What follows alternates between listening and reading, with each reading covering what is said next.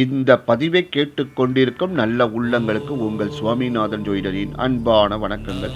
இன்றைக்கு நம்ம யூடியூப் சேனலில் திரு அண்ணாமலை திரு கார்த்திகை தீப சிறப்புகளை பற்றி சொல்ல போகிறேன்.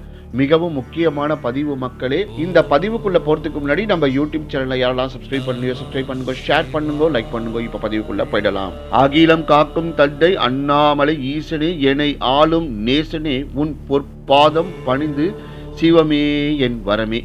திருவண்ணாமலையில் ஏற்றப்படும் கார்த்திகை தீபத்தை நேரில் பார்ப்பவர்களில் 27 தலைமுறைகளுக்கு முக்தி கிடைக்கும். திருவண்ணாமலை தீபத்தன்று மலையை பார்த்து நம சிவாயா சொன்னால் இந்த மந்திரத்தை 3 கோடி தடவை உச்சரித்த புண்ணியம் கிடைக்கும். திருவண்ணாமலை உச்சியில் தீபம் ஏற்றப்படும் போது மலைக்கு உள் பகுதியிலும் பூஜைகள் நடக்கும். ஒலி கேட்டதாக ரமணர், சேஷாத்ரி சுவாமிகள் உள்பட பல மகான்கள் கூறியுள்ளனர். திருவண்ணாமலையில் கார்த்திகை தீபம் ஏற்றப்பட்ட பிறகு அதை பார்த்து வணங்கியபடி கிரிவலம் வந்தால் அந்த ஜோதியின் கதிர்கள் நம் உடம்பில் பட்டு ஆன்ம சக்தி அதிகரிக்கும் என்பது ஐதீகம். தீப திருநாளில் 5 தடவை மொத்தம் 70 கிலோமீட்டர் தூரம் கிரிவலம் வந்தால் அவர்கள் எவ்வளவு பெரிய பாவம் செய்திருந்தாலும் அவற்றில் இருந்து முழுமையான விமோசனம் கிடைக்கும் என்று புராணங்களில் கூறப்பட்டுள்ளது. மலை மீது தீபம் ஏற்றப்படும் போது தீப மங்கள ஜோதி நமோ நமஹா என்ற பாடலை பாடி வழிபட்டு வந்தால் வாழ்வில் மங்களம் பெருகும். தீப கார்த்திகைக்கு 3வது நாள் மலையை பஞ்சமூர்த்திகளும் வலம் வருவது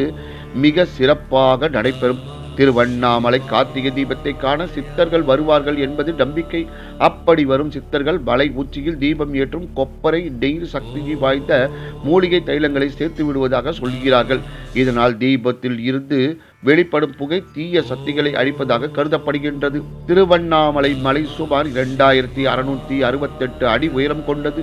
கீழ் இருந்து மலை உச்சி வரை செல்ல சுமார் 8 கிலோமீட்டர் பாதை உள்ளது. மலை ஏற சுமார் 4 மணி நேரம் ஆகும். திருவண்ணாமலை கார்த்திகை தீபத்துக்கு சர்வாலய தீபம், கார்த்திகை விளக்கீடு, ஞான தீபம், சிவஜோதி, பரஞ்சோதி சுடர் என்றும் பெயர்கள் உண்டு.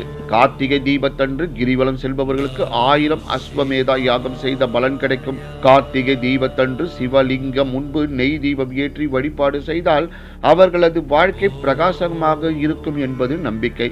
கார்த்திகை தீபம் ஏற்றப்படும் காட்சியை நேரில் பார்த்து வழிபடுபவர்களுக்கு சகல தானம் கொடுத்த புண்ணியங்கள் கிடைக்கும்.